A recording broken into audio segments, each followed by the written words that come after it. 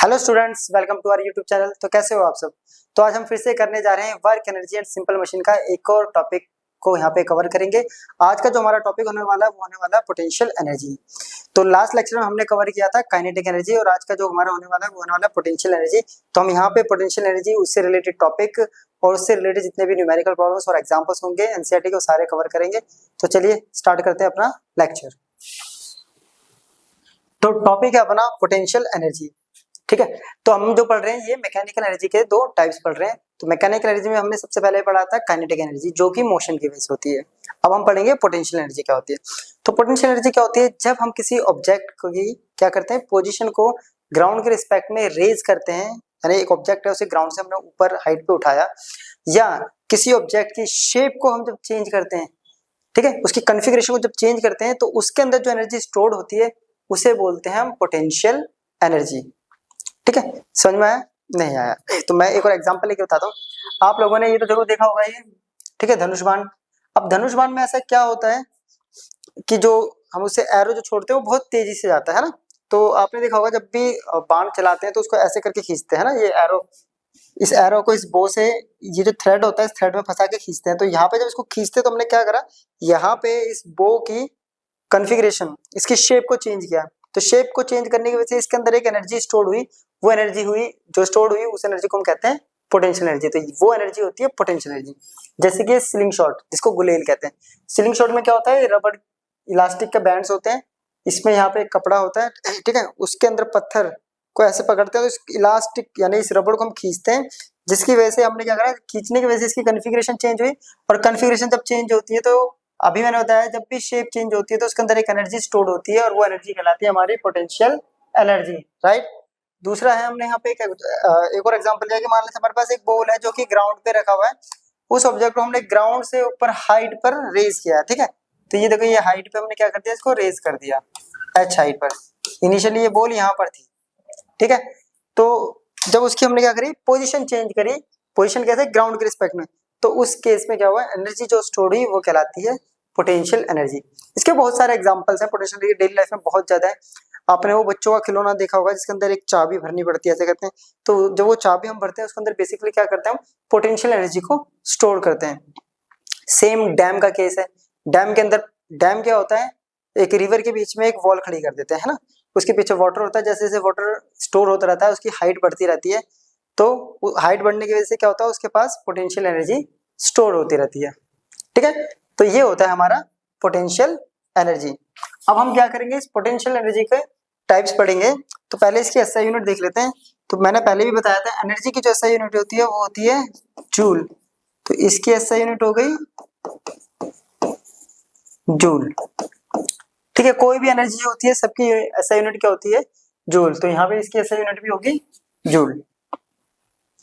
अब क्या करेंगे, अब इस पोटेंशियल एनर्जी को हम पोजीशन के रिस्पेक्ट में, कॉन्फ़िगरेशन के रिस्पेक्ट में हम इसको डिवाइड कर देंगे, ठीक है।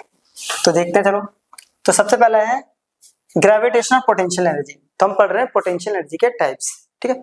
और उसके अंदर सबसे पहला है हमारा ग्रेविटेशनल पोटेंशियल एनर्जी, फिर आएगा इलास्टिक पोटेंशियल एनर्जी, तीसरा है इलेक्ट्रिकल पोटेंशियल एनर्जी, ठीक है। तो फर्स्ट हम देख रहे हैं ग्रेविटेशनल पोटेंशियल एनर्जी। तो ग्रेविटेशनल पोटेंशियल एनर्जी में क्या होता है कि एक ऑब्जेक्ट की पोजीशन को हम ग्राउंड के रिस्पेक्ट में चेंज करते हैं फोर्स लगाकर। तो इस केस में जो एनर्जी स्टोर्ड होती है उसे हम बोलते हैं ग्रेविटेशनल पोटेंशियल एनर्जी। ग्रेविटेशनल इसलिए है क्योंकि सरफेस के रिस्पेक्ट में उसकी पोजीशन को चेंज किया गया। अभी मैंने बताया था डैम। देखिए ये डैम है। डैम क्या होता है, एक वॉल है जो कि एक रिवर के पीछे बना दी जाती है। अब उस साइड से पानी आया जा रहा है, इधर से वॉल बंद है ना, इसके ये डोर जो होते हैं, विंडोज, इसको क्लोज कर देते हैं। पानी आ रहा है, पानी आ रहा है, तो पानी क्या होता है, स्टोर्ड होता रहता है, स्टोर्ड होता रहता है, पहले इतनी हाइट, फिर धीरे धीरे धीरे धीरे उसकी हाइट रेज होती रहती है, ठीक है। तो उस रेज होने की वजह से क्या होता है, उसके पास एक एनर्जी स्टोर होती है। कौन सी एनर्जी स्टोर होती है, तो ग्रेविटेशनल पोटेंशियल एनर्जी। अब उसी एनर्जी की वजह से जब ये विंडो खोली जाती है तो पानी जो है बहुत तेजी से बाहर क्या होता है, फ्लो आउट होता है। और उसी फ्लो आउट की वजह से जो ये मोशन है उसका उस मोशन को हम यूज करते हैं टरबाइन को रोटेट कराने हैं, जिसकी वजह से हाइड्रो इलेक्ट्रिक जनरेट होती है ना, पावर जनरेट करने के लिए। या फिर एक और एग्जांपल बताता हूँ। ये मान लेते हैं ये वाला एग्जांपल सबने देखा अपने घरों में। मान लेते हैं ये बिल्डिंग है, राइट, या कोई भी घर है ये। अब इस घर में जो टंकी रखी जाती है, पानी का जो टैंक होता है, जो टंकी होती है, उसको कभी भी इस लास्ट फ्लोर पे नहीं रखा जाता है।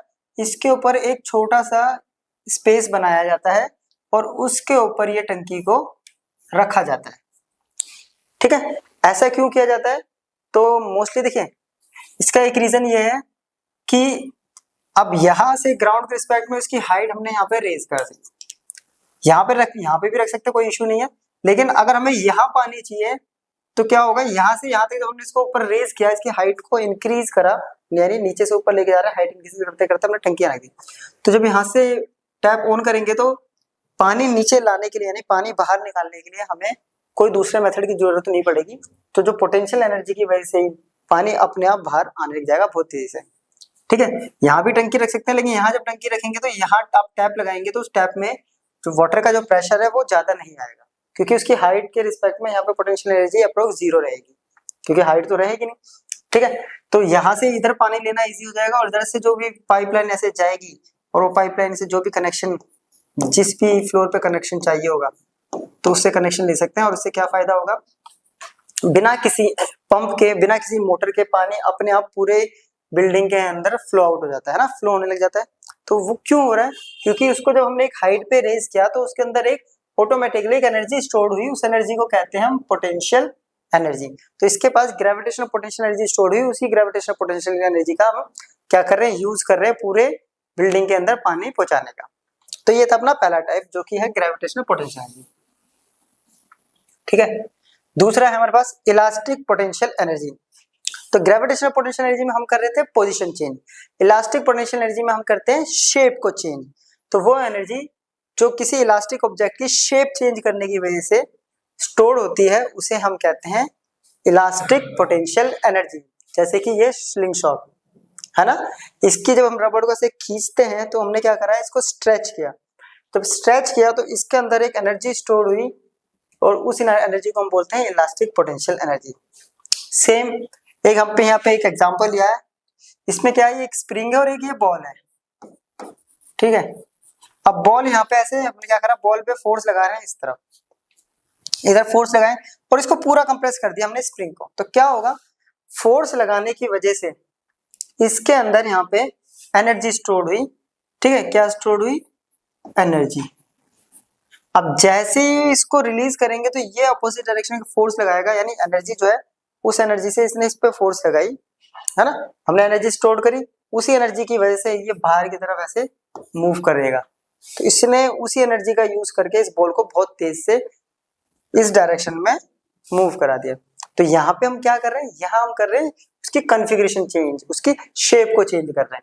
और शेप चेंज करने की वजह से जो एनर्जी आती है उसे हम कहते हैं इलास्टिक पोटेंशियल एनर्जी। इसमें बेसिकली या तो हम कंप्रेस करते हैं या फिर ऑब्जेक्ट को एक्सटेंड करते हैं, स्ट्रेच करते हैं।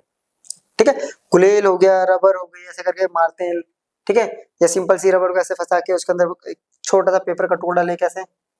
ठीक है, तो ये सारी एनर्जी होगी हमारी इलास्टिक पोटेंशियल एनर्जी। क्लियर है यहाँ तक?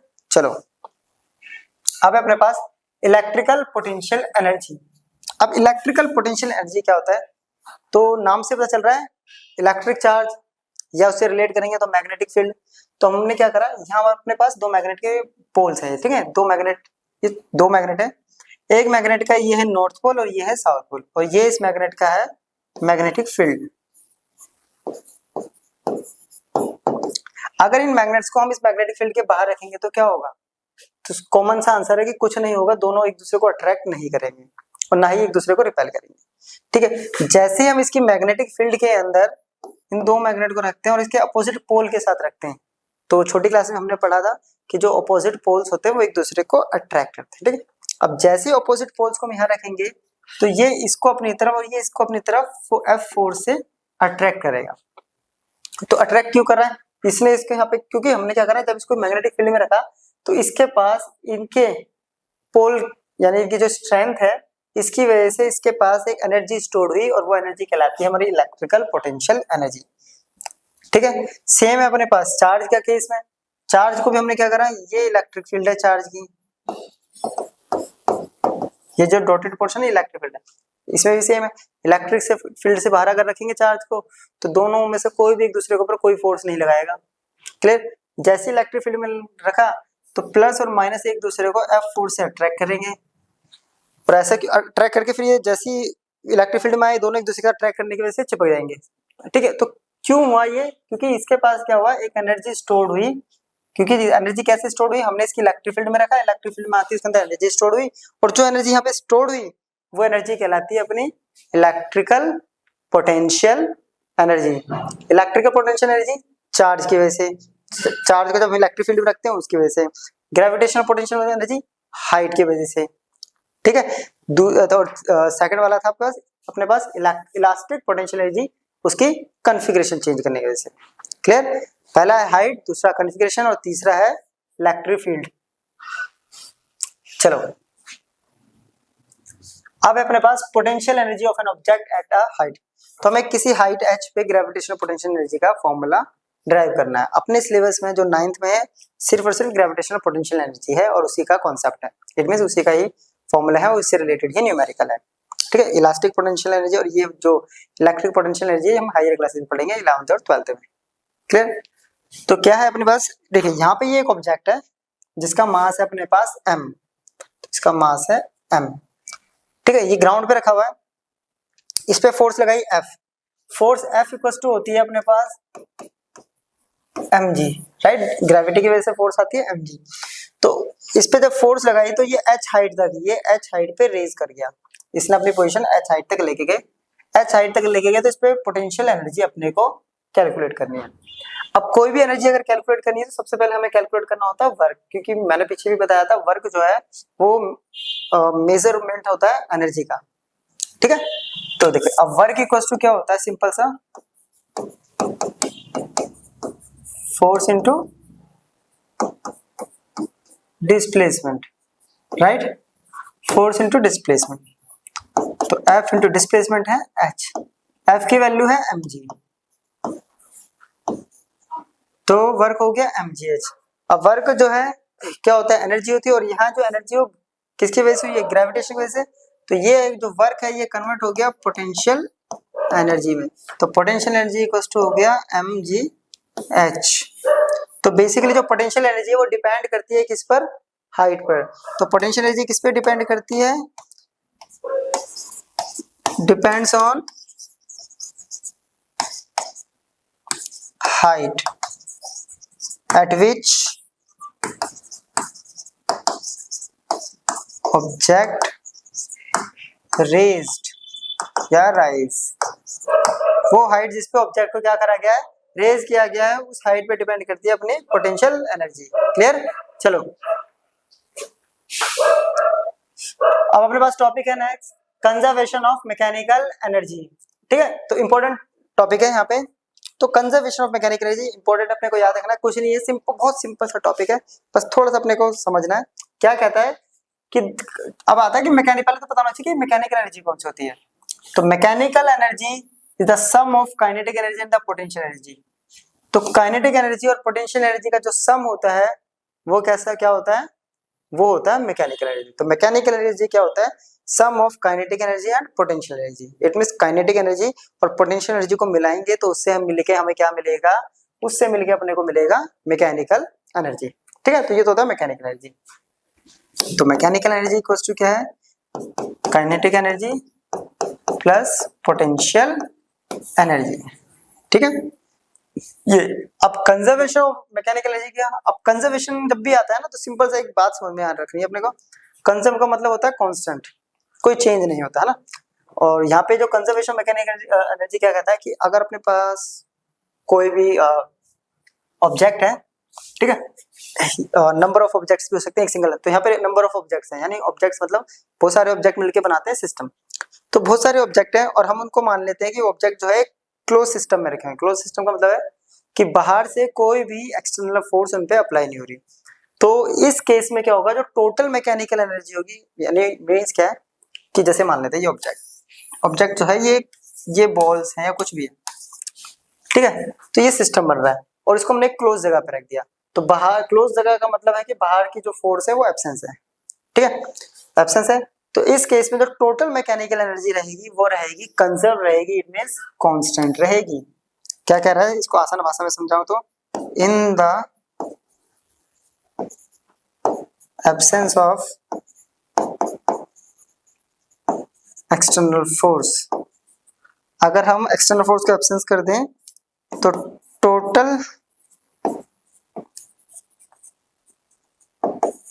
मैकेनिकल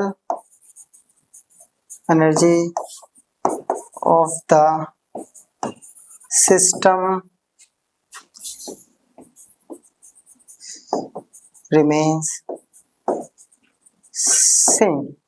यानी अगर बाहर से लगने वाली फोर्स को हम एब्सेंस कर दें या बाहर से कोई फोर्स नहीं लग रही किसी भी ऑब्जेक्ट पे, तो उस ऑब्जेक्ट के बाद जो भी एनर्जी है, काइनेटिक एनर्जी और जो भी पोटेंशियल एनर्जी, उन दोनों का जो सम है वो सम हमेशा क्या आएगा, सेम आएगा, कांस्टेंट रहेगा। इसको हम मैथमेटिकली अभी प्रूव करेंगे, तो अभी प्रूव करेंगे, उसके बाद और ज्यादा क्लियर हो जाएगा आपको। तो ये होता है कंजर्वेशन ऑफ एनर्जी। समझ में आया? हमने ऑब्जेक्ट है, ऑब्जेक्ट पे बाहर से कोई फोर्स नहीं लग रही है, अब इनके पास जो भी दो एनर्जी है, काइनेटिक और पोटेंशियल, उन दोनों को जब भी ऐड करेंगे हर बार जो भी वैल्यू आएगी मैकेनिकल एनर्जी की, वो हर बार क्या आएगी, सेम आएगी, कांस्टेंट आएगी। ये होता है, ये कहता है हमारा कंजर्वेशन ऑफ मैकेनिकल एनर्जी। इसको मैथमेटिकली आगे प्रूफ करेंगे हम लोग, ठीक है। तो ये है इसका मैथमेटिकल प्रूफ यहाँ पे करेंगे। तो ये एनसीईआरटी में अपने पास जो है उसके अकॉर्डिंग है, ठीक है। तो ये अपने पास एक ग्राउंड है, ठीक है, ये अपने पास ग्राउंड है, ठीक है, ये रहा ग्राउंड अपने पास। तो ग्राउंड है, एक ऑब्जेक्ट है, इनिशियली वो h हाइट पर है ग्राउंड से, पोजीशन है a और टाइम है यहाँ पे 0। तो इस पे फोर्स क्या लगेगी, mg है ना, इसका वेट डाउनवर्ड एक्ट करेगा, तो फोर्स हो गया यहाँ पे mg। क्लियर? फिर वो आया b पे, हम यहाँ पे 3 केस लेंगे। पहले पोजीशन है a जहां पे ऐसे पकड़ा हुआ, फिर इसको छोड़ा तो वो यहां तक आएगा, ठीक है, c पे। लेकिन c और a के बीच में हमने एक और पोजीशन ले ली b, जो कि ग्राउंड से h डैश हाइट पर है, ठीक है, ये हाइट है h डैश और ये हाइट है, टोटल हाइट h है, ये h डैश है, तो ये बचेगी h माइनस h डैश, ठीक है। सिंपल सा ये मानते हैं, ये हाइट जो है, फॉर एग्जांपल से मान लो ये अगर 20 सेंटीमीटर या मीटर है और ये हाइट अगर 5 मीटर है, तो ऊपर वाली कितनी बची, 15। सिंपल सा 20 माइनस 5, वही हमने करा h माइनस h डैश। तो इस पे हमें प्रूव करना है कि मैकेनिकल एनर्जी जो होती है कांस्टेंट। तो पहले हम ले रहे हैं पॉइंट A, जिस पे टाइम कितना है, t इक्वल्स टू 0। सबसे पहले अपने को निकालना काइनेटिक एनर्जी निकालना है, इस पे पोटेंशियल एनर्जी निकालना है, फिर इन दोनों का सम करना है, मैकेनिकल एनर्जी आएगी। अब जो मैकेनिकल एनर्जी यहाँ पर है उस वही वैल्यू यहाँ होनी चाहिए और वही वैल्यू यहाँ होनी चाहिए, तब तो ये कंजर्व माना जाएगा, नहीं तो अदरवाइज ये कंजर्व नहीं है, ठीक है। और कंजर्वेशन ये एनर्जी बोल रहा है मैकेनिकल एनर्जी, तो ये होना चाहिए। चलो देखते हैं ए पर, ठीक है। ऑब्जेक्ट यहाँ पे क्या है, रेस्ट पे होगा। ऑब्जेक्ट अगर रेस्ट पर है तो यहाँ पे वेलोसिटी कितनी होगी, इट मीन जो इनिशियल वेलोसिटी u है वो कितना होगा, 0। तो काइनेटिक एनर्जी कहता है 1/2 यहाँ पे mu स्क्वायर, है ना, mu स्क्वायर। जब वेलोसिटी ही 0 है तो काइनेटिक एनर्जी कितनी हुई इस पॉइंट पर, 0। अब आते हैं पोटेंशियल एनर्जी। पोटेंशियल एनर्जी कहता है कि यहां से लेके यहां तक जो हाइट पे रेज करते हैं उस पर डिपेंड करता है, और वो होता है mg, और जो भी हाइट है, यहाँ पर है मास m, g और हाइट है h, ठीक है। पोटेंशियल एनर्जी आ गई। अब हम निकालते हैं मैकेनिकल एनर्जी, जो कि होता है kinetic energy plus potential energy. तो काइनेटिक एनर्जी तो अपने पास 0 है, पोटेंशियल एनर्जी है mgh, तो मैकेनिकल एनर्जी आ गई अपने पास mgh। चलो ये आ गया mgh, क्लियर। चलो तो यहाँ पर जो मैकेनिकल एनर्जी है वो है mgh। अब देखते हैं कि बी पॉइंट पे भी mgh आता है। अब हम लेंगे एट पॉइंट बी। अब बी पे देखें, यहाँ से जब यहाँ तक आया ऑब्जेक्ट, तो इसके पास ग्रेविटी की वजह से यहाँ तक आते आते इसके पास कुछ वेलोसिटी होगी, तो पहले हमें वो वेलोसिटी निकालनी पड़ेगी, तभी काइनेटिक एनर्जी निकलेगी, ठीक है। यहाँ इनिशियली u कितना होगा, इनिशियली ऑब्जेक्ट रेस्ट पे था, तो यहाँ इनिशियल वेलोसिटी तो होगी 0, यहाँ पे होगी v, इसने हाइट एड करी है यहाँ से यहाँ तक h माइनस h डैश, ठीक है, हाँ ठीक है, h माइनस h डैश। चलो तो अपने पास आ रहा है v equals to u plus a t होता है टी टाइम पे, यहाँ पर टाइम भी दे रखा है टी इक्वल्स टू टी, यहाँ तक आते थे टी टाइम लगा, तो टी टाइम का रिस्पेक्ट में हमें निकालना पड़ेगा। ठीक है, v फाइंड आउट करना है, u 0 है, a हो जाएगा g और ये हो गया t, तो v equals to g t. Kinetic energy होता है 1/2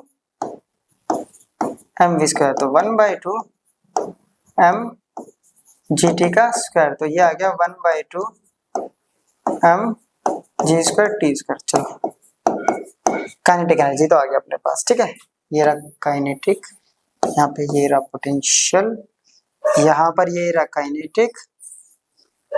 ठीक है, अब निकालेंगे पोटेंशियल, पोटेंशियल एनर्जी इस पॉइंट पे, इस पॉइंट पे जो पोटेंशियल एनर्जी है वो डिपेंड करेगा इस हाइट पर एच डैश पर, और अपने पास एच डैश की कोई वैल्यू है नहीं, तो पहले हम एच डैश निकालेंगे। कैसे?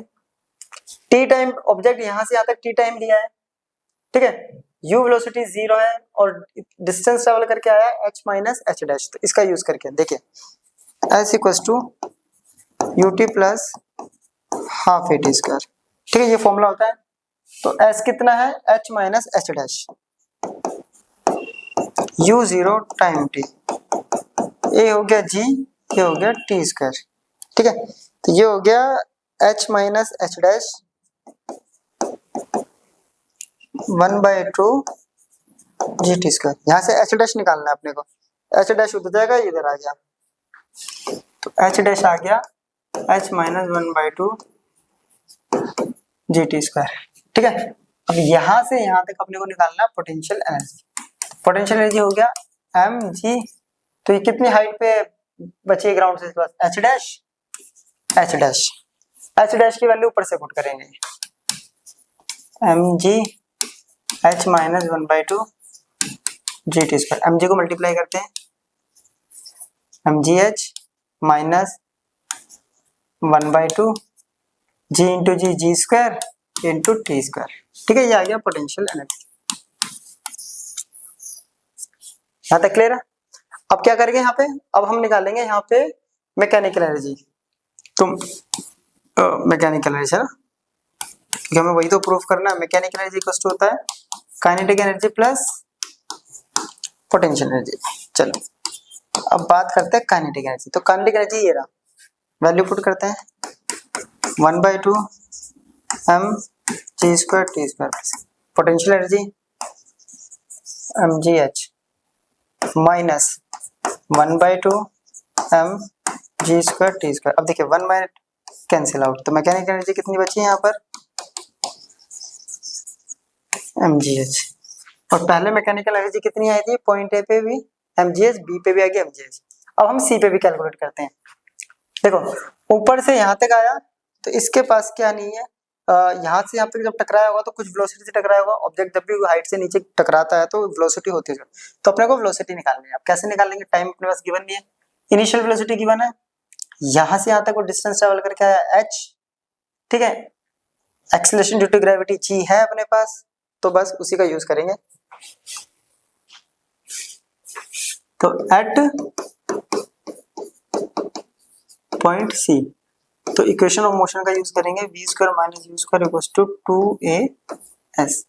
v स्क्वायर कैलकुलेट करना है, इनिशियल वेलोसिटी 0 थी, a g हो गया और h हाइट वो ट्रैवल करके आया। ठीक है, तो यहाँ से v स्क्वायर कितना आ गया 2gh। ठीक है, अब काइनेटिक एनर्जी क्या कहता है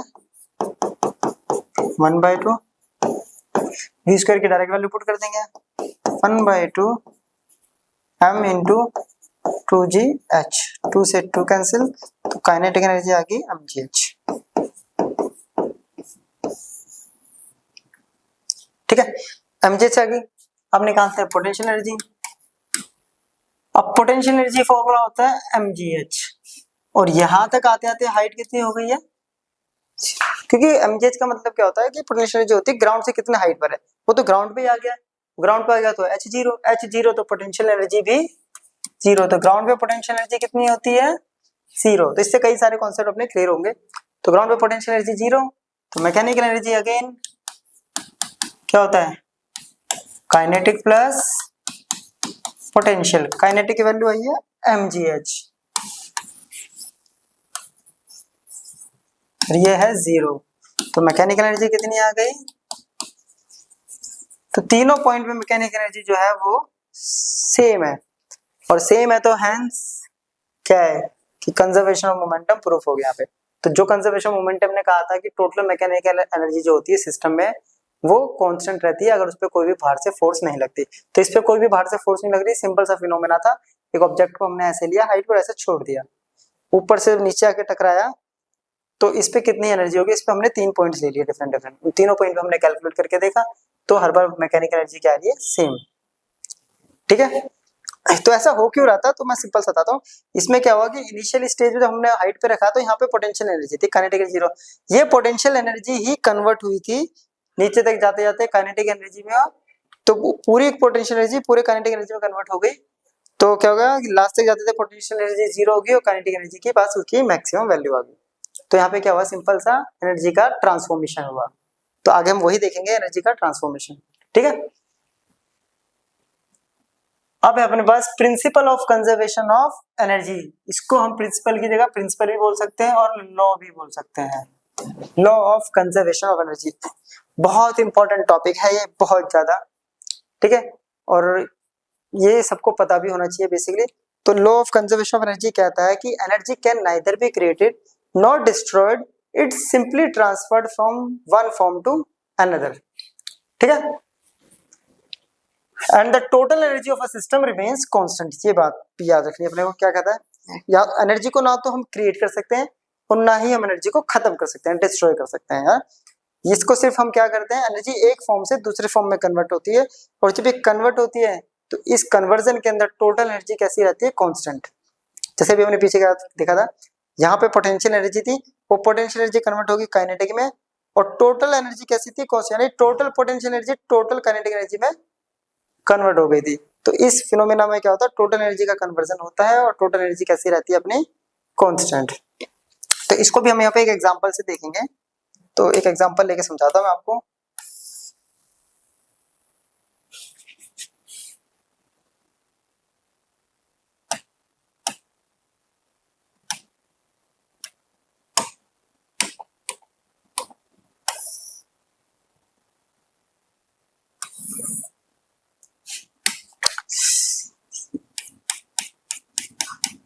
ये एक पेंडुलम है, पेंडुलम पता है ना, एक थ्रेड है, उस पर हमने एक बॉल बांध दी जो घड़ी में होता है वैसे। ठीक है, तो ये पेंडुलम है, और पेंडुलम के रिस्पेक्ट में ये अपने पास क्या है, पेंडुलम के रिस्पेक्ट ये एक सरफेस है जिसके रिस्पेक्ट में पेंडुलम टच कर रहा है, मानते बिल्कुल टच करके जा रहा है हल्का सा, ये टच नहीं कर रहा, बिल्कुल नेग्लिजिबल इसमें डिस्टेंस है।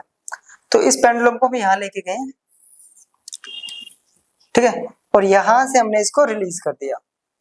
ये रिलीज करने के बाद यहाँ से हमने छोड़ दिया, तो सबसे पहले ये इधर आएगा, फिर ये इधर जाएगा, फिर यहाँ पे एक मैक्सिमम हाइट पे जाके फिर, तो ये फिनोमेना ऐसे करके चलता रहेगा। तो अब देखो, जब हम इसके बाद उस इधर लेके गए, कितनी हाइट पे लेके गए, h हाइट पर, यहाँ लेके गए तो यहाँ काइनेटिक एनर्जी की वैल्यू कितनी हो गई, 0, क्योंकि ये मैक्सिमम हाइट पे पहुंचा, यहाँ पे जाके वेलोसिटी 0 हो गई, तो kinetic energy 0, but height h raise किया, इसलिए इसके पास पोटेंशियल एनर्जी होगी यहाँ mgh। ठीक है, तो ये पॉइंट A हो गया, B हो गया, और ये पॉइंट C। ठीक है, तो पॉइंट A पर काइनेटिक एनर्जी कितनी है, 0, और potential energy mgh, total mechanical energy mgh। ठीक है, फिर जैसे इसको यहाँ से रिलीज किया, ये यहाँ आया, यहाँ आने पे क्या हुआ, यहाँ पे इसके पास कुछ काइनेटिक एनर्जी थी, तो काइनेटिक एनर्जी क्या हो गया, 1/2 mv², बट पोटेंशियल एनर्जी क्या रहेगी यहाँ, 0, क्योंकि हाइट कितनी हो गई, 0। तो पॉइंट बी पे kinetic energy half mv², potential energy 0। ठीक है, चलो थर्ड, अब यहाँ से ऊपर गया सी पॉइंट पे, अब सी पे गया, फिर से अगेन यहाँ पे आते आते काइनेटिक एनर्जी 0 और पोटेंशियल एनर्जी mgh, है ना। तो यहाँ पे देखो काइनेटिक एनर्जी नहीं थी, पोटेंशियल एनर्जी थी mgh, तो क्या हुआ, यहाँ से ये पोटेंशियल एनर्जी कन्वर्ट हुई, बी पॉइंट तक आते आते काइनेटिक एनर्जी, तो पूरी पोटेंशियल एनर्जी पूरी काइनेटिक एनर्जी में कन्वर्ट हो गई, इसलिए यहाँ तक आते थे पोटेंशियल एनर्जी 0।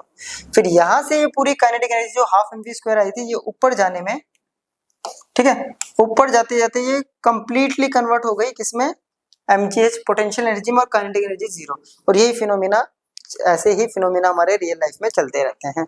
तो उसके अंदर क्या होता है, एनर्जी का ट्रांसफॉर्मेशन होता है और टोटल एनर्जी कैसी रहती है, हर बार कांस्टेंट। तो क्वेश्चन ये आएगा तो फिर ये स्लो डाउन क्यों हो जाता है, स्लो डाउन होता है क्या, एनर्जी लॉस हो रही है। तो जब भी ये स्लो डाउन होता है, ये तो एक आइडियल केस है ना, स्लो डाउन होता है उसका मेन रीजन है एयर रेजिस्टेंस।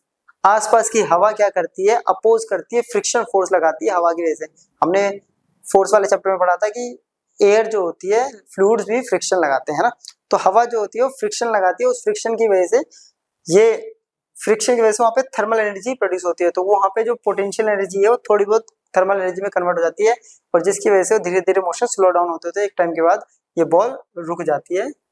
ठीक है, तो मेन रीजन क्या है वहाँ पे, एयर रेजिस्टेंस। और अगर एयर रेजिस्टेंस को हम नेग्लेक्ट कर दें तो ये ऐसे ही चलता रहेगा। ठीक है, चलो अब अपने पास law of conservation of energy पे एनर्जी कैसे एक दूसरे फॉर्म में कन्वर्ट होती है उसके कुछ एग्जांपल लिए। पहला एग्जांपल अपने पास काइनेटिक एनर्जी जो है वो कैसे हीट एनर्जी में कन्वर्ट होती है, kinetic energy into heat energy. तो एक हैमर लेते हैं और उससे एक नेल को मारते हैं, है ना, एक हैमर लेते हैं, एक हथौड़ा लिया हमने और एक कील को ठोक रहे हैं। जब हम ठोकते हैं तो क्या होती है, वो कील जो होती है वो गर्म हो जाती है। तो ऐसा क्यों हुआ, हमने हैमर मारा ऐसे मोशन के साथ, तो इट मींस काइनेटिक एनर्जी, वो काइनेटिक एनर्जी कन्वर्ट हो गई हीट एनर्जी में, जिसकी वजह से वो नेल जो है, कील जो है वो गर्म हो गई। दूसरा heat energy into kinetic energy, heat energy कैसे काइनेटिक एनर्जी में कन्वर्ट होती है। तो उसके लिए बेसिक एग्जांपल है स्टीम इंजन। तो स्टीम इंजन में क्या होता है, पानी को गर्म किया जाता है और उस पानी को जब गर्म करते हैं तो गर्म करने की वजह से जो पानी जो है वो स्टीम में कन्वर्ट होता है। जब वो स्टीम बनता है तो वो बहुत ज्यादा अपने साथ एक एनर्जी लेके जाता है और वो एनर्जी होती है हीट एनर्जी। उस हीट एनर्जी को हम क्या करते हैं, यूज करते हैं ट्रेन को मूव कराने में, ट्रेन को चलाने में। तो हीट एनर्जी क्या हो रहा है, ट्रेन चल रही है, इट मींस काइनेटिक एनर्जी, तो हीट एनर्जी वहां काइनेटिक एनर्जी में कन्वर्ट हो गई है। ठीक है, नेक्स्ट है electrical energy into mechanical energy. तो इलेक्ट्रिकल एनर्जी कैसे मैकेनिकल एनर्जी में कन्वर्ट होती है, तो उसका बहुत बेसिक एग्जांपल है अपना घर में फैन। हम फैन में क्या करते हैं, स्विच ऑन करते हैं, है ना, स्विच ऑन में क्या करते हैं, हमने इलेक्ट्रिकल एनर्जी दी, उस इलेक्ट्रिकल एनर्जी ने उसको मैकेनिकल एनर्जी दी जिसकी वजह से वो रोटेट करने लग गया। तो जो भी रोटेट करने वाली चीजें हैं वो सारी की सारी क्या है, मैकेनिकल एनर्जी। और चला कैसे रहे, हम इलेक्ट्रिकल एनर्जी दे रहे हैं और वो इलेक्ट्रिकल एनर्जी कन्वर्ट हो रही है मैकेनिकल एनर्जी के अंदर। क्लियर, चलो नेक्स्ट है mechanical energy into electrical energy. ठीक है, तो इसका बेसिक एग्जांपल है वो डैम, जो हमने पीछे बताया था। डैम में हम क्या करते हैं, पानी स्टोर करते हैं, करते करते करते उसके अंदर मैकेनिकल एनर्जी आती है, यानी पोटेंशियल एनर्जी। ठीक है, और जैसे ही उसको ऑन करते हैं, उसके विंडो को खोलते हैं, तो वो कन्वर्ट हो जाती है किसमें, काइनेटिक एनर्जी। और वो काइनेटिक एनर्जी से क्या होता है, टरबाइन चलता है और टरबाइन का काम क्या होता है, जनरेटर को रोटेट कराना। जनरेटर जैसे ही रोटेट करेगा वहां पे इलेक्ट्रिकल एनर्जी क्या होती है, बनने स्टार्ट हो जाती है, इलेक्ट्रिसिटी वहां पे प्रोड्यूस होना स्टार्ट हो जाती है। नेक्स्ट है chemical energy into electrical energy. इसका बेसिक सा एग्जांपल अपने पास रखे हुए जो सेल होते हैं, जो रिमोट में सेल डालते हैं, उन्हें हम बोलते हैं इलेक्ट्रोकेमिकल सेल। उस सेल को कभी तोड़ेंगे तो उसके अंदर ब्लैक ब्लैक सा पाउडर निकलता है और बीच में एक रॉड निकलती है, उसे कहते हैं इलेक्ट्रोड। तो उसके अंदर क्या होता है, हमने सिंपली उसके अंदर केमिकल डालते हैं ना, तो वहां केमिकल एनर्जी कन्वर्ट हो रही है इलेक्ट्रिकल एनर्जी में, जिसकी वजह से छोटे बल्ब, रिमोट, ये सब चीजें काम करती है। लास्ट है light energy into electrical energy. तो इसका एग्जांपल है सोलर एनर्जी। सोलर सेल या सोलर पैनल में क्या होता है, सनलाइट होती है, तो लाइट आती है सोलर पैनल पे गिरती है और वो लाइट एनर्जी किस में कन्वर्ट होती है, इलेक्ट्रिकल एनर्जी में, और उससे क्या मिलती है हमें, इलेक्ट्रिक पावर। ठीक है, तो ये है कुछ उसके एग्जांपल्स। अब अपना है एग्जांपल 7.7, कह रहा है after taking a catch a fielder threw the cricket ball of mass 200 gram high up in the air about 10 metre above the ground in celebration, how much potential energy does the ball have when the ball reaches its maximum height, assume g equals to 10 metre पर second. क्या करा, एक fielder cricket खेला होगा, fielder जब ball catch करा तो सामने वाला प्लेयर आउट हो गया, तो उसने सेलिब्रेशन में बॉल को ऐसे फेंक देते ऊपर, तो उसने फेंका बॉल को कितना, 10 मीटर ऊपर, जबकि उस बॉल का मास कितना है, 200 ग्राम। इसको केजी में कन्वर्ट करेंगे, तो केजी में क्यों कर रहे हैं, क्योंकि ऐसा यूनिट है केजी। ठीक है, बाद में इसको सिंप्लीफाई कर देंगे। ठीक है, हाइट अपने पास है 10 मीटर, चलो जी की वैल्यू अपने पास है, तो पोटेंशियल एनर्जी कितनी होती है बेसिकली, वो होती है mg और h, है ना। तो पोटेंशियल एनर्जी निकल जाएगी, बहुत इजी सा है। m है 200 अपन में 1000, g है 10, h है 10, तो 1 2 3 1 2 3, तो पोटेंशियल एनर्जी आ गई। तो 20 जूल पोटेंशियल एनर्जी उसके पास आई जब उसने बॉल को ऊपर फेंका। ठीक है, चलो नेक्स्ट। तो नेक्स्ट जो अपने पास वो है पोज एंड पोंडर का क्वेश्चन, पेज नंबर 121। कह रहा है does the potential energy of an object near the surface of the earth change if it moves with constant velocity in the horizontal direction, what if the object is gradually raised in the vertical direction। ये horizontal plane है, ठीक है, ये एक object है, यहाँ पे क्या है, v क्या है, कांस्टेंट, तो ये कह रहा है हॉरिजॉन्टल डायरेक्शन में।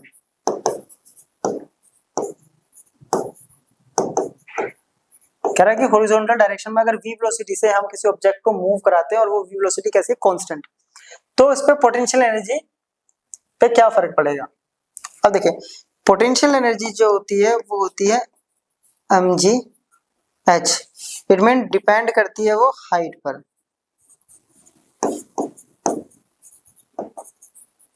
और यहाँ हाइट में कोई चेंज आ रहा है, तो यहाँ तो हाइट क्या है, h क्या है, सेम, h सेम है तो पोटेंशियल एनर्जी भी क्या रहेगी, सेम कांस्टेंट, तो पोटेंशियल एनर्जी में कोई चेंज नहीं आएगा, सेम रहेगी। फिर कह रहा है कि what if the object is gradually raised in the vertical direction, कहता है क्या होगा अगर इस ऑब्जेक्ट को अब हम ऐसे वर्टिकली रेज करते हैं धीरे धीरे, ठीक है, तो वर्टिकल डायरेक्शन में। अब वर्टिकल डायरेक्शन में क्या होता है, तो potential energy again mgh directly depend करती है h पर, है ना, अभी बताया था हाइट पर डिपेंड करती है। अगर हाइट इंक्रीज करेंगे, यहाँ पे हाइट क्या कर रहे हैं, इंक्रीज, तो पोटेंशियल एनर्जी ऑल्सो इंक्रीज्ड, तो पोटेंशियल एनर्जी भी इंक्रीज्ड हो गई, ठीक है, हाइट बढ़ाएंगे तो पोटेंशियल एनर्जी भी बढ़ेगी। चलो नेक्स्ट क्वेश्चन करें। नेक्स्ट क्वेश्चन बोला what will be the magnitude of velocity of the child on reaching the bottom of slide of height h, what will be the magnitude of velocity of the child. ठीक है, ये एक slide है जिसकी height है h height, तो यहाँ पे एक बच्चा है वो स्लाइड करके नीचे आ रहा है, यहां तक आते आते, है ना, यहां तक आते आते वेलोसिटी कितनी होगी। अब पता है यहाँ मतलब ये बच्चा है, तो इसके पास क्या होगी, यहाँ पोटेंशियल एनर्जी, पॉइंट ए है और ये बॉटम बी है, ठीक है, एट ए, तो इसके पास क्या होगी, पोटेंशियल एनर्जी जो कि होगी mgh, ठीक है। अब बात करें एट पॉइंट बी, जब यहाँ से जब स्लाइड करेगा तो यहाँ तक आते आते इसके पास कौन सी एनर्जी हो जाती है, काइनेटिक एनर्जी, तो पॉइंट बी पे काइनेटिक एनर्जी हो गई, क्लियर। अब according to law of conservation of energy, according to law of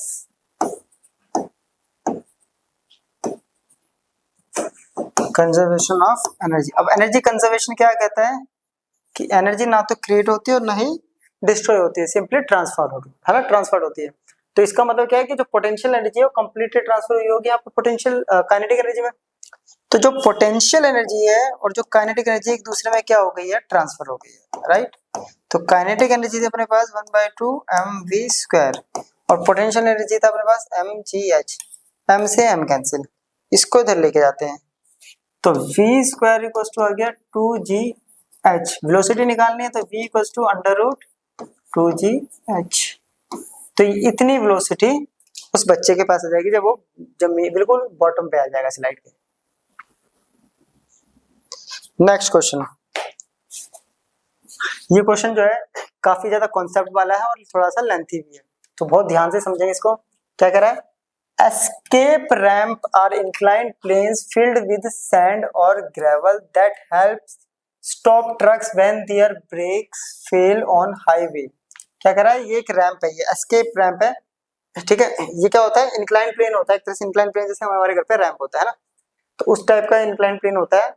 इसका काम क्या होता है कि कभी ट्रक जैसे हाईवेज पे ब्रेक फेल हो जाता है या आउट ऑफ कंट्रोल हो जाता है, तो इसका काम है उसको रोकना, ठीक है।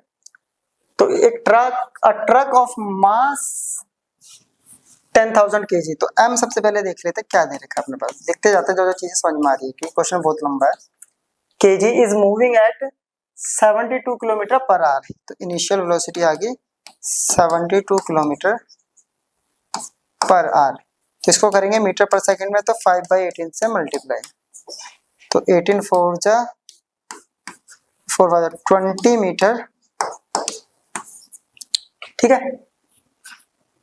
When its brakes fail, the driver steers it into a escape ramp on inclined plane at 30 degree, तो inclined plane जो है इसका 30 डिग्री पे, इसमें ये जो है inclined plane 30 डिग्री पर है, तो इसके ऊपर ले गया। Where the truck comes to a rest if the sand exert a force of 50,000 Newton opposite to truck's motion। तो क्या कह रहा है, यहाँ तक जाते जाते ट्रक क्या हो जाता है, रेस्ट पे आ जाता है। क्यों, क्योंकि ये जो इस पे जो सैंड है वो अपोजिट डायरेक्शन में फोर्स लगा रहा है, कितनी लगा रहा है, -50,000 न्यूटन। तो what is the minimum length of ramp to be able to stop such a truck, sorry, इस रैंप की कितनी लंबाई होगी कि ट्रक जब इसके ऊपर गया तो कितनी लंबाई पे जाके वो ट्रक रुक जाएगा, वो अपने को यहाँ निकालना है। जी की वैल्यू यहाँ दे रखी है,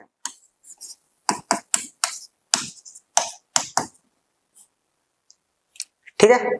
चलो अब कह रहा है, हिंट दे रखिए, for a 30 degree incline truck rises 1 metre vertically for every 2 metre it travels along the ramp, ठीक है। इसका मीनिंग अभी समझाएंगे। कह रहा है हर 1 मीटर वर्टिकल जाने पे वो 2 मीटर क्या कर रहा है, अलोंग द रैंप जा रहा है, यानी रैंप के ऊपर हाइट अगर 1 मीटर है तो ये जो डिस्टेंस है ये 2 मीटर है, ये ऐसा कह रहा है इसमें। तो चलो अब इनिशियल केस यहाँ अगर लें तो अपने को क्या निकालना है, लेंथ। तो देखो अब निकालेंगे कैसे, तो सबसे पहले मैं इनिशियल केस लेता हूँ, इस पोर्शन पे लेते हैं इनिशियली, यहाँ पे काइनेटिक एनर्जी कितनी होगी, इनिशियल काइनेटिक एनर्जी, तो इसको हम मान लेते हैं KI, जो कि होगी 1/2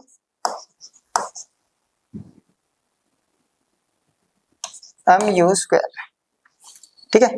तो 1/2 m है अपने पास 10,000, तो u है अपने पास 20 × 20, ये आ गया 10, तो 2 1 2 3 4 5 6 1 2 3 4 5 6, तो ये आ गया काइनेटिक एनर्जी, ठीक है। यहाँ पे पोटेंशियल एनर्जी कितना होगा, तो सिंपल सी बात है, पोटेंशियल एनर्जी 0 होगा, क्योंकि हाइट क्या है 0। तो इनिशियल टोटल मैकेनिकल एनर्जी कितनी है,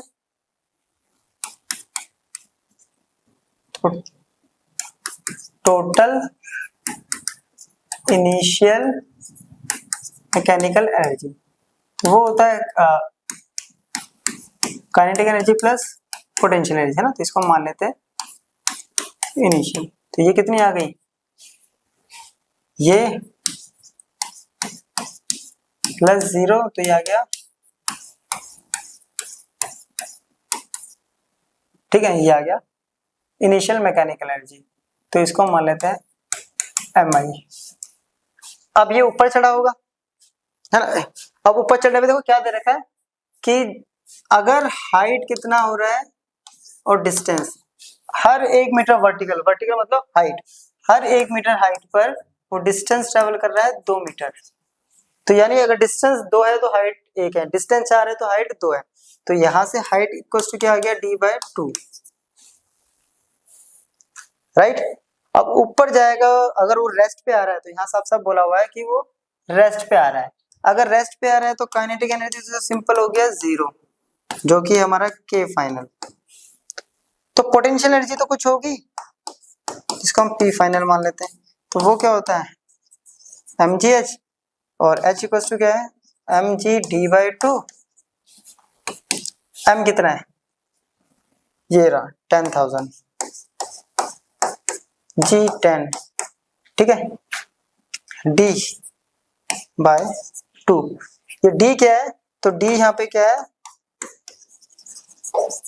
लेंथ ऑफ रैम्प,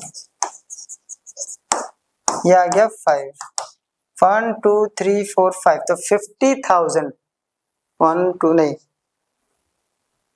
5 लाख है ना, तो 5 के पीछे 50 इंटू डी, ये आ गया पोटेंशियल एनर्जी। एक बार इसको नोट करो आप लोग, ठीक है। तो अपने पास फाइनल पोटेंशियल एनर्जी कितनी आ गई, 50, 1 2 3 4 डी, और तो टोटल फाइनल मैकेनिकल एनर्जी तो क्या होगा, kinetic final plus potential final, right, यही होगा। तो इसको हम मान लेते हैं एमएफ इक्वल टू, क्या कह रहा है, ये आया अपने पास, काइनेटिक तो है 0 और ये है डी 1 2 3 4 5, ठीक है। तो अपने पास आ गया फाइनल 1 2 3 4 5 डी, यहां तक ले। अब वर्क एनर्जी थ्योरम पढ़ी थी हमने, according to work energy theorem क्या कहता है वो, कि जो वर्क होता है वो इक्वल टू होता है change in energy, change in energy, वहां हमने पढ़ा था काइनेटिक एनर्जी के टर्म में, क्योंकि काइनेटिक, और तो वर्क एनर्जी थ्योरम क्या कहता है, चेंज इन एनर्जी के बराबर होता है वर्क, है ना, कोई भी वर्क, कोई भी एनर्जी, चाहे पोटेंशियल एनर्जी, चाहे काइनेटिक एनर्जी, किसी भी टाइप की। तो वर्क इक्वल टू होता है फोर्स इनटू डिस्टेंस, राइट। यहाँ change in energy, change in energy कैसे निकालेंगे हम, एमएफ माइनस एमआई, क्लियर। ये अपने पास दे रखा था -50,000, कुछ ये दे रखा था ना 50,000, या देख लेते हैं, 1 2 3 4 3 4, ठीक है। और यहाँ कितने आया है 0, सॉरी यहाँ 5 आएगा ना, तो यहाँ भी 4 ही आएगा, देखो 5 है, यहाँ देखो गलती हो गई, यहाँ 5 है, तो इसके पास भी 1 0 कम है, ठीक है, ये 1 0 कम चल रहा है अपने पास। तो ये कितना है 5, ये माइनस क्यों आया, क्योंकि अपोजिट फोर्स थी, अपोजिट डायरेक्शन में, 1 2 3 4 5 डी माइनस। अब बात करते हैं एम आई, इनिशियल ये आया था 2 1 2 3 4 5 6, 2 के पीछे 6 0, 2 3 4 5 6, तो कुछ नहीं करना, इसके पास भी डी है, इसको उधर लेके आएंगे और उसको उधर लेके जाएंगे, तो ये दोनों प्लस हो जाएंगे, है ना। तो सिंपल सा क्या है, 2 3 4 5 D plus 1 2 3 4 5 D equal to है 2 3 4 5 6 0, ये कितना हो गया 5 5 हो गया 10, और 5 0 ऑलरेडी थे, डी इक्वल हो गया 4 5 6, तो डी की वैल्यू कितनी आ गई 1 2 3 4 5 6 डिवाइडेड बाय 2 3 4 5,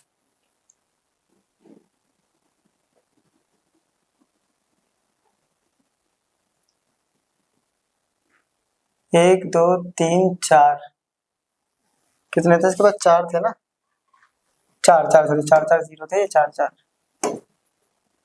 तो ये हो गया 5 0 1 0, फिर से कम, ठीक है, 1 2 3 4 0 थे सॉरी, ठीक है, 0 का यहाँ ध्यान रखना है, और ये इसका कट जाएगा, 5 0 से 5 0 गए, तो डिस्टेंस आ गया अपने पास 20 मीटर, तो 20 मीटर के बाद ये क्या होगा, रुक जाएगा, तो अपने को 0 यहाँ पे ध्यान रखना बहुत, ठीक है, मैं यहाँ पे मिटा देता हूँ, ठीक है, तो 0 का ध्यान रखना है यहाँ पे।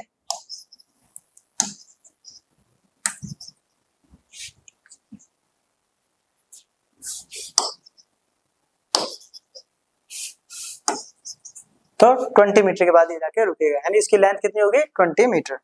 चलो नेक्स्ट क्वेश्चन देखते हैं। तो क्वेश्चन अपना इस बार पोज एंड पॉन्डर का है, पेज नंबर 129, कह रहा है for the situation depicted in figure 7.19 calculate the mechanical energy of the ball just before it hits the ground and show that even at this position it is mgh। तो ये वाला जो अपना diagram है ये है फिगर नंबर 7.19। इसमें क्या कह रहा है कि ये जो ऑब्जेक्ट यहाँ से यहाँ पे जब टकराया, टकराने से जस्ट पहले उसकी मैकेनिकल एनर्जी हमें बतानी है और ये दिखाना है कि जो मैकेनिकल एनर्जी होगी इस पॉइंट पे mgh होगी। वैसे तो हम इस वाले पॉइंट के लिए पीछे प्रूफ कर चुके हैं, हम फिर से कर देते हैं। तो अपने को निकालना है पॉइंट सी पर, तो एट पॉइंट, अब सी पे हाइट कितनी है, पोटेंशियल एनर्जी तो बेसिकली होता है mgh, बट सी आते आते हाइट हो गई है 0। हाइट 0 होने की वजह से पोटेंशियल एनर्जी भी हो गई 0। अब हमें रह गया काइनेटिक एनर्जी, क्योंकि मैकेनिकल एनर्जी में क्या होता है, हमें काइनेटिक और पोटेंशियल दोनों पता होना चाहिए और दोनों का सम करेंगे। अब यहाँ पे वेलोसिटी कैसे निकालेंगे, तो वहां हमने करा था v², equation of motion apply करेंगे, तो v² फाइंड आउट करना है। यहाँ पे इनिशियली ऑब्जेक्ट रेस्ट पे होता है, ये हो गया g, और h हाइट ये अटेंड करके आया ऊपर से नीचे, तो v² की वैल्यू आ गई अपने पास, क्या आ गई, v² equals to 2gh, right. चलो अब यहाँ पुट करेंगे काइनेटिक एनर्जी में, तो काइनेटिक एनर्जी कितना हो गया 1/2 m, और v² की वैल्यू आ गई 2g, और 2 से 2 खत्म, तो आ गया mg। क्लियर। मैकेनिकल एनर्जी होता है अपने पास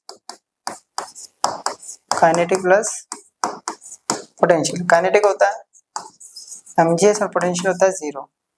तो मैकेनिकल एनर्जी आ गया अपने पास सी पॉइंट पे, और अपने को कितना प्रूफ करना था mgh। क्लियर हो गया यहाँ पे। चलो नेक्स्ट क्वेश्चन, फिर से पोजन pointer question number 8, page number वही है अपना। कह रहा you may have seen an exhibit like that in figure 7.22 in science park where a ball is released from the highest point.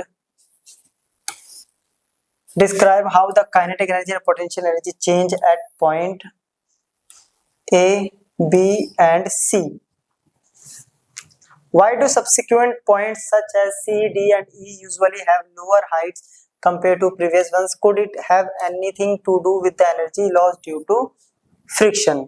ठीक है, तो इतना बड़ा एक क्वेश्चन सा दे रखा है, हमें क्या करा है, ये हम लोगों ने क्या करा कि इस टाइप का अरेंजमेंट साइंस पार्क में देखा होगा। यहाँ से एक बॉल है, उसको इस हाइट से छोड़ रहे हैं, वो इधर आएगा, इधर से फिर इधर जाएगा, इधर से फिर इधर से करके जाएगा, ठीक।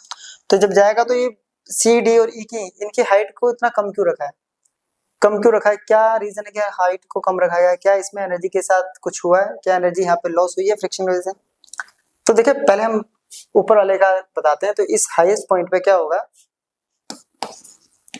जहां से बॉल रिलीज करी गई है, हाईएस्ट पॉइंट, यहाँ काइनेटिक एनर्जी होती है 0 और पोटेंशियल एनर्जी होती है mgh, जिसकी वजह से मैकेनिकल एनर्जी हो जाती है 0 प्लस mgh। तो यहाँ पे जो मैकेनिकल एनर्जी की वैल्यू होती है वो होती है mgh, ठीक है। तो यानी यहाँ पे पोटेंशियल एनर्जी, अब यहाँ से आते आते इस पॉइंट पे जो पोटेंशियल एनर्जी है वो कन्वर्ट हो जाती है किसमें, काइनेटिक एनर्जी में। तो लोएस्ट पॉइंट पे आते आते पोटेंशियल एनर्जी है वो कन्वर्ट हो जाती है काइनेटिक एनर्जी में, है ना। अगेन तो इसकी वजह से काइनेटिक एनर्जी हो जाती है अपने पास 1/2 mv²। क्लियर है तक, तो ये आती है 1/2 mv², ठीक है। अब यहाँ पे आएगा कि v² कितना होगा, तो v² वही जैसे हम निकालेंगे v² minus u² equals to 2g और h, ये 0 हो जाएगा 2gh, तो v² की वैल्यू आ गई अपने पास 2g और h। यहाँ से काइनेटिक एनर्जी कितना आ गया 2m इंटू 2gh, तो काइनेटिक एनर्जी यहाँ पे आ गया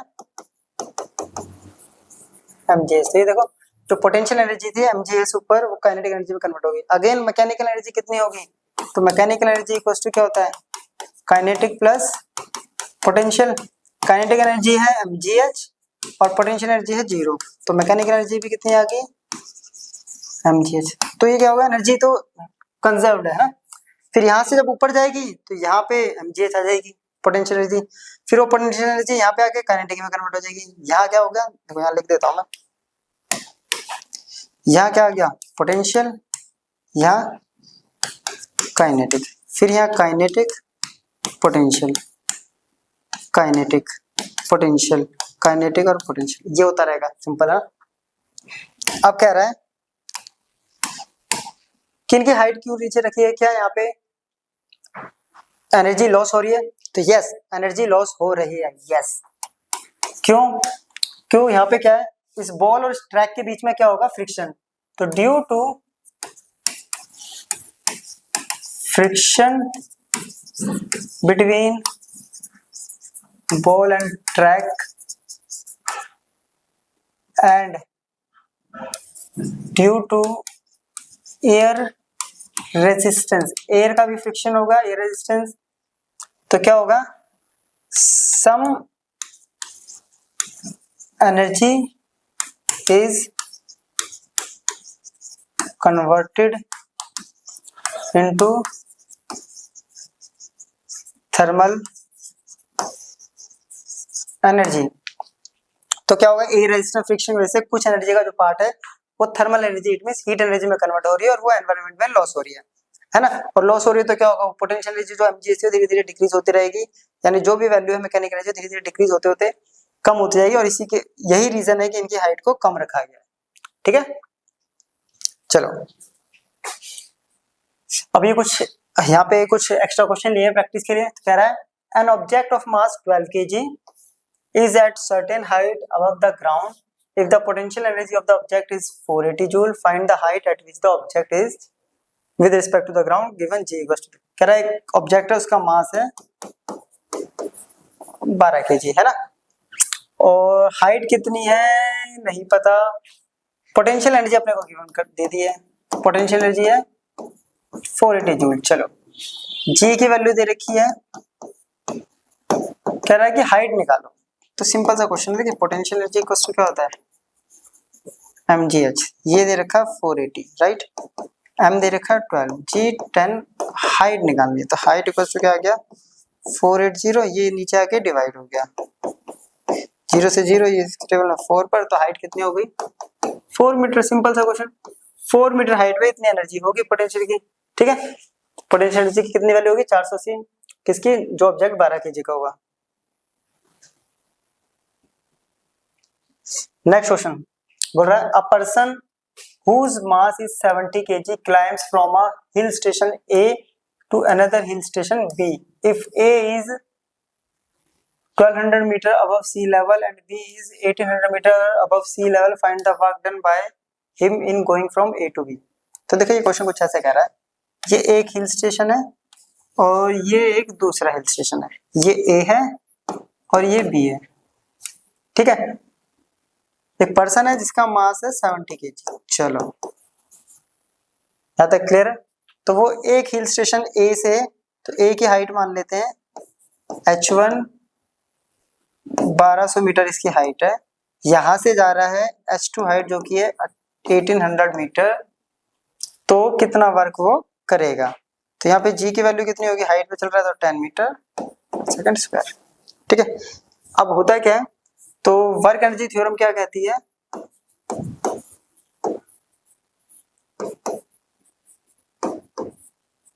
ठीक है, तो वर्क इक्वल्स टू क्या होगा,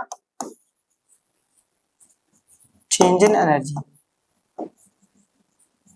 और यहाँ पे कौन सी एनर्जी हो रही है, पोटेंशियल एनर्जी, क्योंकि हाइट रेज कर रहे हैं तो पोटेंशियल एनर्जी। तो work equals to mgh2 minus जिसकी हाइट जाता है उसको पहले ले लेंगे, mg कॉमन ले लेते हैं, तो बच गया अपने पास h2 minus h, value put करते हैं m 70, g 10, 1800 माइनस 1200, कितना आ गया ये 600, 6 7 जा 42। ठीक है, 1 2 3 4, 1 2 3 4, इतने जूल वो वर्क करेगा। क्लियर। तो ये था हमारा आज का लेक्चर जिसमें हमने पूरा पोटेंशियल एनर्जी कवर कर लिया है, उसके पोज एंड क्वेश्चन और एनसीईआरटी के सारे एग्जांपल्स, और दो हमने यहाँ पे कुछ एक्स्ट्रा क्वेश्चन यहाँ पे लिए हैं। तो यहाँ पे हमारा पूरा पोटेंशियल एनर्जी कवर हो गया है। अब नेक्स्ट लेक्चर में हम कवर करेंगे इससे आगे का टॉपिक को, जो कि होने वाला है हमारा पावर। तो मिलेंगे नेक्स्ट लेक्चर में, तब तक के लिए गुड बाय।